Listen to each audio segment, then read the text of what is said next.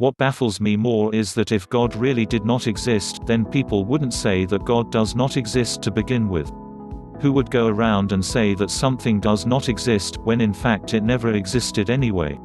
People does not say a thing which already does not exist exists, they say a thing does not exist because in less than chapter 4, the book of Genesis, the Old Testament literally means the Old Covenant.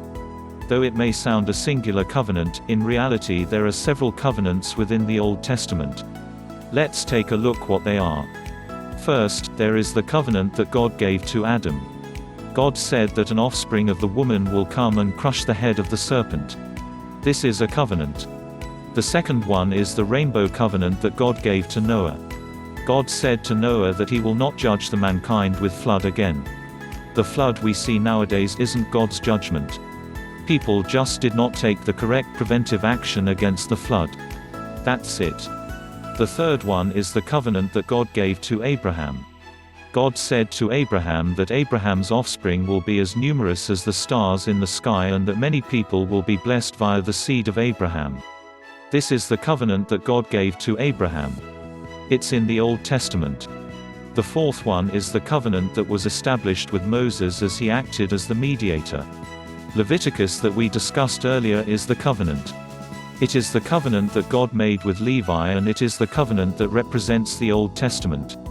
If the people of Israel keep the covenant, they will become the possession of God, become the priest nation, and become the holy people of God.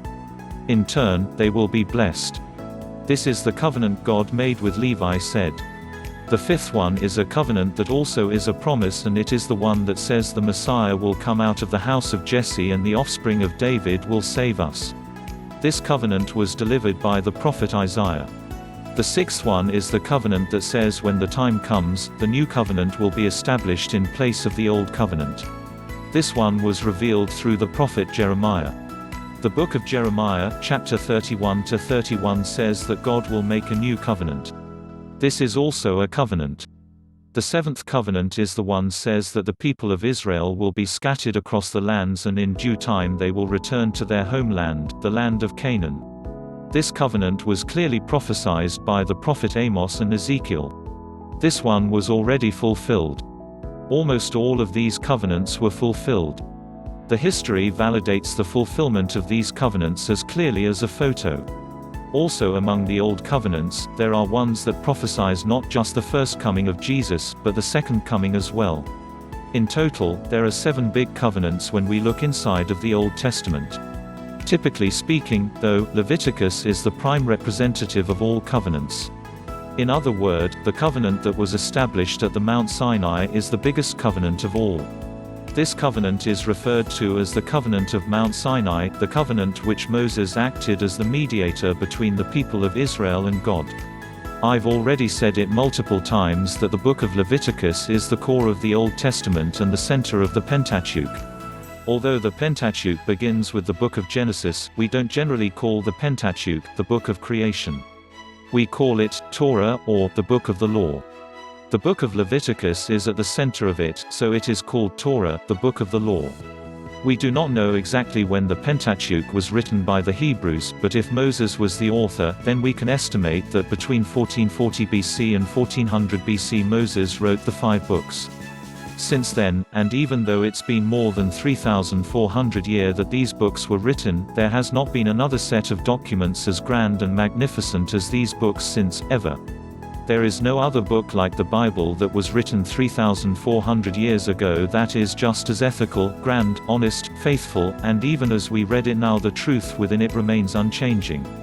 Now as we are about to dive into the book of Genesis, if I were to add just a little more to what I've said about the book of Genesis before, this book is the most important book in the Bible, out of all 66 books in the Bible.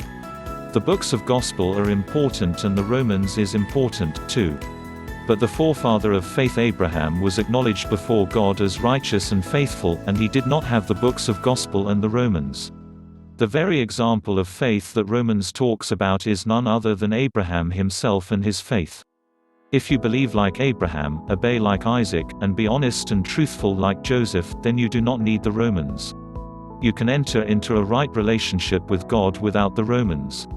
The book of Genesis shows the origin of everything except for the origin of God. When we discuss or talk about an important topic, its base, its origin, its source, its originality and its intention cannot be found from no other place like the Bible. Only the Bible tells us of these things. Only in the Bible can we find things like the origin of space, life, man, sin, culture and religion, and more. Every origin can be found inside of the Bible, except that of God. The clear advantage that the Christianity has over other religions is that we have the book of Genesis. We also have the path to the salvation and the eternal life. And we have the doctrine of the resurrection, the end of history, and the doctrine of the afterlife. We have it all. This is the Christianity. No other religion can bring forth their reasons for any one of these important topics. The book of Genesis enables man to have the correct view on the world and the history. And if you say you believe in the book of Genesis, you then cannot really say we are strangers to one another. Why? We are the descendants of one grandfather, right? If you believe in the book of Genesis, then we are all descendants of Noah. Everyone that was not related to Noah had perished in the flood, right? So we are all brothers and sisters and there is no stranger, in fact. If you're making strangers out of your neighbors, are building walls around you, and form a party or a group to dispute with others, all that is the devil's doing. It is what the God of this world wants you to do and you should not follow such a scheme. As we believe in the book of Genesis, it is not a right thing to make enemies with people.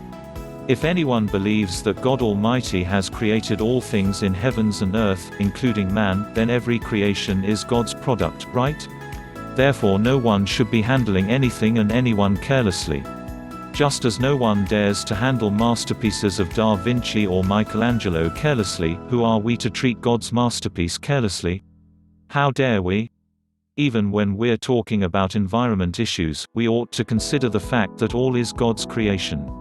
Anything that has life needs to be treated with care and regards. It doesn't matter the size, or where it lives, or what it looks like. Ants, earthworms, or some single-celled organism, no matter what it is, it should be treated with care. Why? Because it is all God's creation. Here is a question for you. Is our God the one who will do unnecessary things, or not? He is not the one to do any unnecessary things, right? He is not some mindless God, and that is why he did not create things that weren't needed in this world. You believe it, too, yes? Then, everything exists on the lands has worth and has a reason for existing. Flies, mosquitoes, roaches, earthworms, and ants, they all have reasons to exist, according to my researchers. They are all needed. Like many countries in the past, South Korea also had kings once, and if you look at their ages, they generally did not live a long life. There were maybe 2 kings that lived past their 50s. Most of them died in their 30s and 40s. Why did they live such a short life? They had no antibodies. They were born, grew up and lived in the king's palace, and their bodies had no outside stimulant. Nothing ever happened to them and to their bodies, so they naturally had very little or no antibodies. Their bodies never had the opportunity to develop a strong immune system because there was no outside stimulant. Look at our children now and see if they are any different than the kings of old. How many of them grow up having outside stimulations? There is no mosquito bite, flea bite, and no parasite, nothing at all to give our children to develop a strong immune system. There is nothing happening both inside and outside. Then their immune system becomes weaker and weaker as they grow up. They weren't like that when they were first born, but as they grow up with a weak immune system, they become sick easily. So I tell people when they are raising children, they should move to places where there are tons of mosquitoes. And let the mosquitoes bite your children, let them bite them and bite them again, and let them bite every day, all day. Let them bite deep, small, big, over and over. Then your children will grow up strong and healthy, sickness-free. All those mosquito bites act as the immunization shot and help your children to develop the natural antibodies. They will have the strong immune system. So when you build a new house, build it in the area where there are many mosquitoes. I'm not kidding about this. It has been 30 years since I have stopped using any kind of bug sprays. I stopped using them after I learned the logic of the creation. When a mosquito comes at you, it doesn't just come and bite you, does it? It always lets you know beforehand. It makes that unique buzzing noise which basically tells you that the immunization shot is here and it doesn't hurt all that much. In fact, it hurts way less than the actual shot you get from your doctors. What's more important is that it is free. So here it comes, this tiny mosquito, risking its life just to make our bodies strong. That's its mission. It's working hard all night, taking risks, to fulfill its destiny, and we, in return, use the bug spray on it. We have been doing a savagery thing. I'm not joking here. We have tried and tried hard to avoid flies, mosquitoes, fleas, lice, and other parasites. We have finally succeeded in vanquishing every parasite within our bodies, and the result is the atopic dermatitis, or atopic eczema. This is about 1,000 times itchier than lice bites. Many of our children are suffering from this hideous disease. When we look at the sixth commandment from the 10 Commandments, we normally understand it as, "You shall not murder," right? The original context is, "You shall not kill," and not, "You shall not murder." Of course, we are not to kill a fellow man. Here I am trying to tell you not to kill even a mosquito. Anything that has a life has the right to live, and has received a permission to live from God. They have received God's command to live. And it all has the purpose for existing, a worth, and a value. Believing it like this is having faith, the faith on creation. The creation in the book of Genesis does not include the detailed information on how God created each of his creation. Rather, it gives us a brief information on the creation. The Bible says, "This is the account of the heavens and the earth when they were created." It excludes a lot of information and remains simple and straight to the point. The book of Genesis wasn't written scientifically, either, but theologically. If you do not fully understand this, then without realizing, you start trying to use the science to examine and validate the theology. It is a pointless thing to do. A person like Richard Dawkins is the very person who is doing the pointless arguing. This thing called the science belongs to the elementary education. The basic education is the math. The elementary education is the science. A little bit higher education is the philosophy, and the queen of the education is the theology. This is not coming from me, either. A popular theologian named Thomas Aquinas had said that the philosophy was the servant of religion.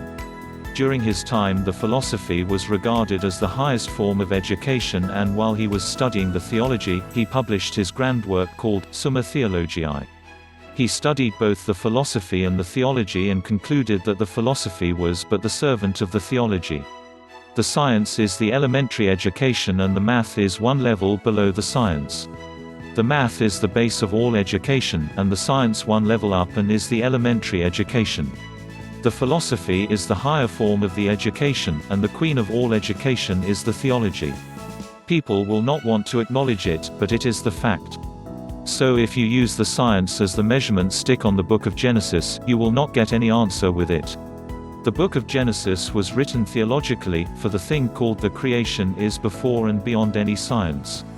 The creation is God's science and not the science of man, at least. The creation is not measured by us, by the men's science, it is at the level of God's own science.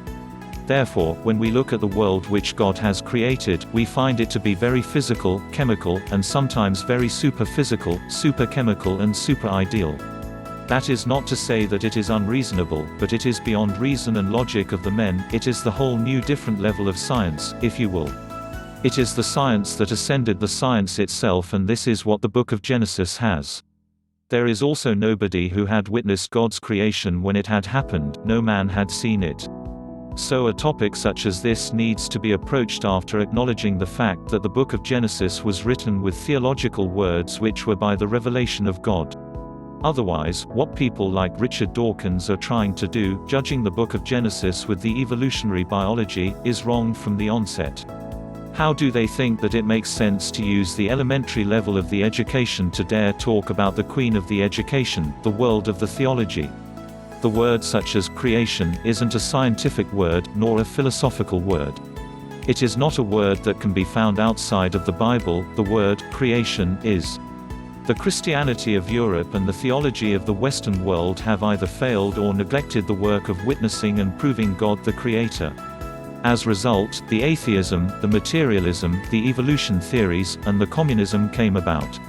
A French daily newspaper called Le Figaro once published an article which said that the total number of victims of the communism as it swept the world was 150 million, death alone.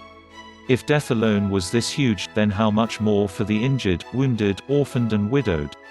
Can you imagine how many people have suffered because of it? This is how the world paid dearly because those in Europe who were responsible for the Bible failed to bear witness to God the Creator. Same thing goes for today's pastors and the biblical scholars, and woe to them if they, too, fail to bear witness to God the Creator. People must acknowledge that there will be a bigger and more severe judgment for those who are in teaching position. Going back to the evolution theories, I have been studying and examining the evolution theories for nearly 30 years, and my conclusion on the evolution theories is that the evolution theories aren't just 90% false, but 100% false. There isn't any factual incident or evidence that proves the evolution, nor any experimental case which proves the evolution. That's why it remains a theory. It is always the evolution theory or theories, and it's not like we haven't given it time to work things out and prove it. We, in fact, have allowed it for over 100 years to prove itself in scientific ways, and it still hasn't proven itself to be a factual science. So it has well passed the probation period, I would say. It's time to throw the whole thing away. They are really the theories that have long been overdue to be discarded. The evolution theories that the old evolutionists have reported are being disputed and dismissed by the new evolutionists and the honest scientists. It is real, the evolutionists themselves are disputing the evolution theories. For example, people once thought that only one single organism came about and it happened only once, and many organisms came from that one single organism. This proved to be false in the genetic engineering, so the evolutionists gave up this idea. Now they say that different organisms came from their respective origins. So cows came from cows, and became small cows, big cows, cows with spots, cows without spots, black cows, and etc. And same thing goes for the pigs, dogs, and other animals. This is the idea that the evolutionists argue. What does the Bible say about all this? All different organisms were created by God, and that's that. It is as simple as that. The spontaneous generation was proven to be false by a scholar named Louis Pasteur. In his experiment, he put the broth in a swan neck flask and warmed up the flask, so that there is certain element of heat and moisture inside of the flask. Through this experiment he found that since no organism was produced inside of the flask without having anything coming from outside through the swan neck opening, the spontaneous generation was false. The spontaneous generation theory had been obsolete since Pasteur's experiment. So the evolutionists came up with a new theory called the biogenesis, but this was also proven to be not true, because if you look at the fossils from each different fossil bed, one kind of fossils from one fossil bed is totally different from the other kind of fossils from the fossil bed one level above the previously mentioned fossil bed. There is no connection linking the two different fossils from one different fossil bed to another. This is also known as the missing link. This has shown us that one population had lived and died off, or if it survived, it would become stable throughout the time. This theory is called the punctuated equilibrium. This theory disputed the biogenesis theory. The evolutionists are scrapping one evolution theory and the next. Next came the mutation theory, but this one was denied by Mendel's law of inheritance. There are mutations in the nature, yes, it does happen, but the chances of a mutation happening is 10,000 to 1. In other words, if you plant 10,000 peas, you will see 1 or 2 mutations out of 10,000 peas. Upon seeing this, though, some people thought that the evolution was possible and rushed to make their own claim. Like I said, there are mutations, but if you look at the result of the mutation, it is rather baffling. What do I mean by that? What I mean is that the mutation always displays the negative effects. The mutation does not display an improved form, but rather goes in the opposite direction. And once it reaches a certain point, the mutation does not accumulate and create a different species, but it turns deadly for the affected species. A lethal factor kicks in and the species can no longer go on. This fact has been proven already, as a matter of fact. Mendel's law of inheritance has successfully demonstrated this fact, and it has demolished the evolution theory on the mutation. You see what happens when the elementary level of education is used to describe the world of the theology. The next one is a quite popular one, and we see it all too often in our school textbook, the Neanderthal. Its appearance consists of the hairy torso, the crooked neck that leans forward, and a wooden club on one hand. We see it in the school biology book, The Neanderthal. Its bones were discovered in Düsseldorf, Germany, and people thought first that the bones were from the 20,000 years ago, and second they belonged to the being who were close to the modern human. Then a closer look and examination were performed recently and found that the bones actually belonged to someone with the rickets, a sickness of the vitamin D deficiency. What it all tells is that just because something is in the school textbook, that doesn't mean that it is reliable and believable. Many things, in fact, are totally wrong and misleading. Trying to prove something which was false from its very origin, people keep making up lies after lies to cover up something like the evolution theories, but in the end, no matter how many layers of lies and deceit they put on, the honest and earnest examinations and tests reveal the truth, which in this case shows that the evolution theories were all lies. God did not create a monkey first and then made it evolve gradually over a long period of time to become a man. Then there is the matter of the ancient artifacts. Among many of the ancient artifacts, there are ones from this place called Olduvai Gorge in Tanzania. Most of these are stone tools that have sharpened edges, and they are really simple tools.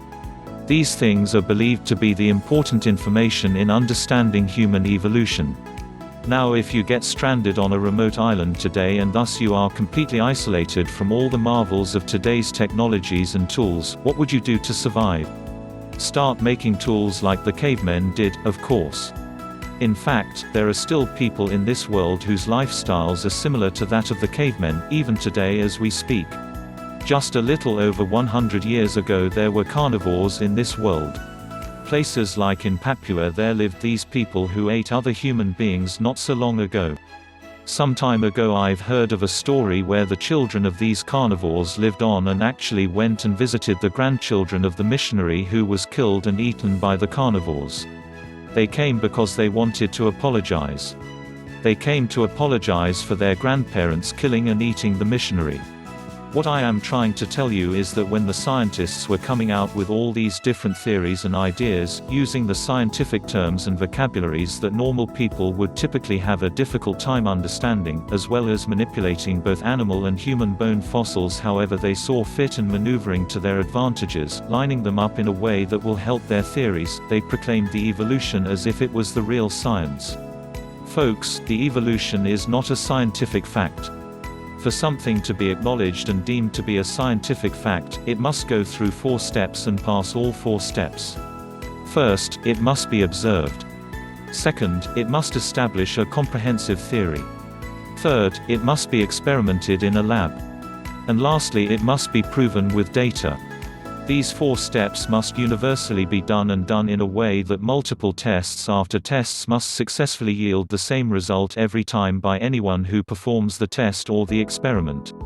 Then, and only then, we can call it a scientific fact.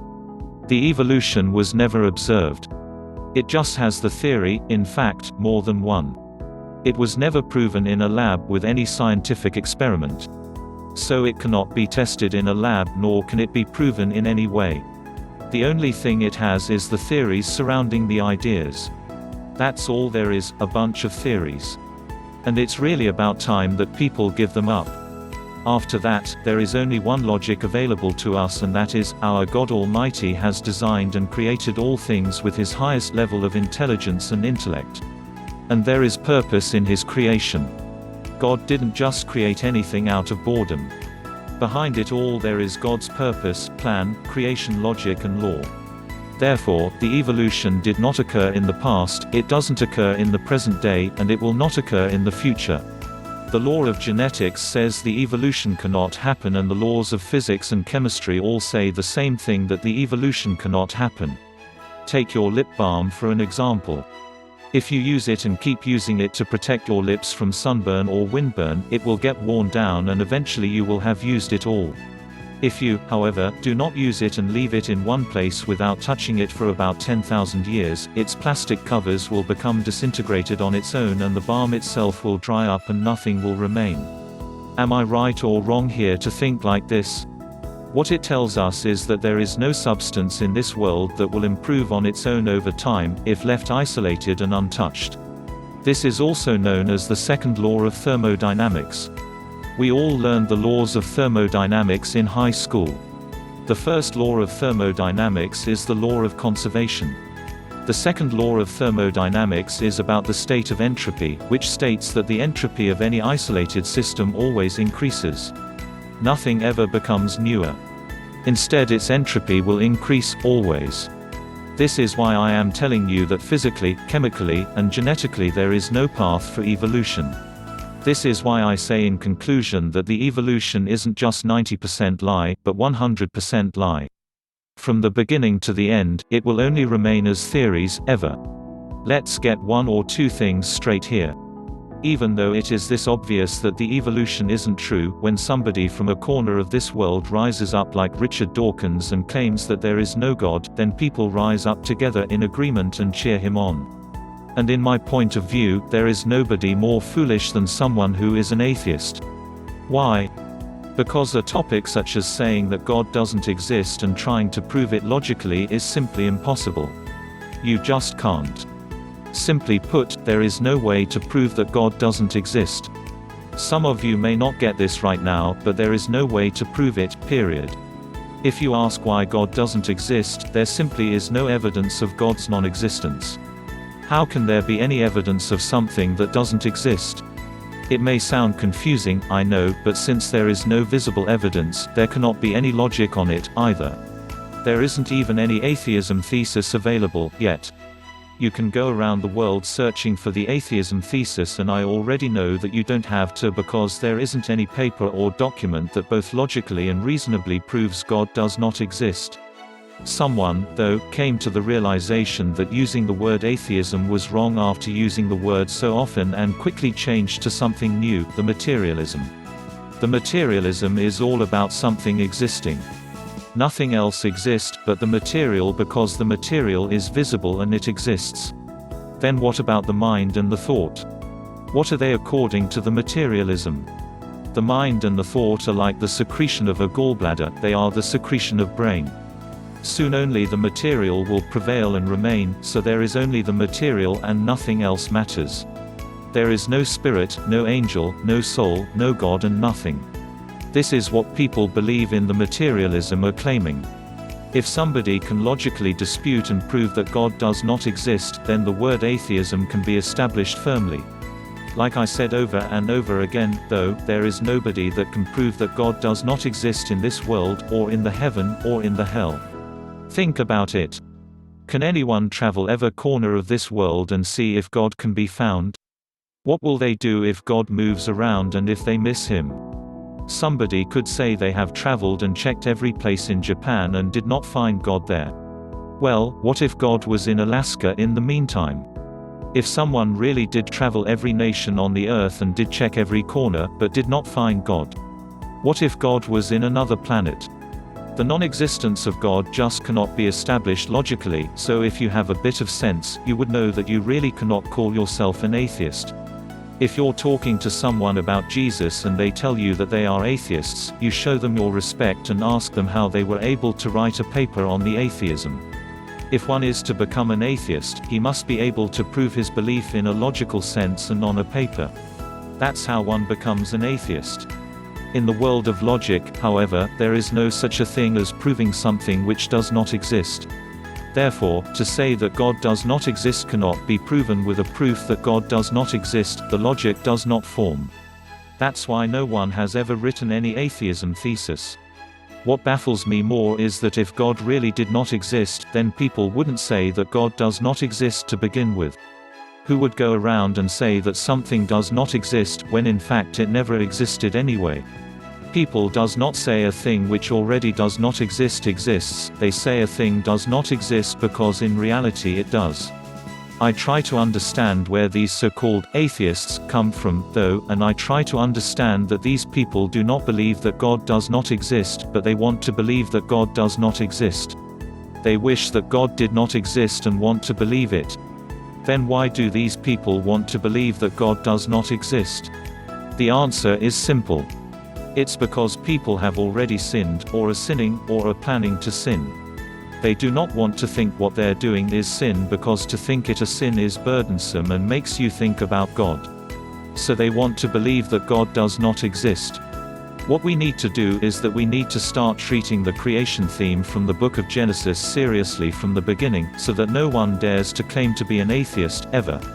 Plus, once you establish that God does exist and are certain of it, then what may come next becomes easy. Once you know for a fact that God exists, then the next topic to study is who God is and what He is like. Then we study the relationship we have with God and what He wants from us. This is the real teaching and learning. This is the real education. I said it before, but this is why it's so crucial and important to teach the new churchcomers about God the Creator. We have spent quite a lot of time with the word creation, haven't we now? That is how much of an importance the book of Genesis has for us. The time period in the book of Genesis which it covers from the time of Adam to the death of Joseph is about 2,300 years. This one book is covering the time period that stretches for 2,300 years. As you can see, this is one compact story. And then from Exodus to Revelation is shorter and it's less than 2,000 years. In other words, the book of Genesis covers more time in history than the time in history between at the end of the book of Genesis and the time when Revelation was written. I hope you can see how important the book of Genesis is now. And this is why I have taken time to talk about the book of Genesis in depth and with details, because I do not know if I will ever get an opportunity to do this again. I, however, also understand that this is needed for not just us but for the future generations, and that's why I do it.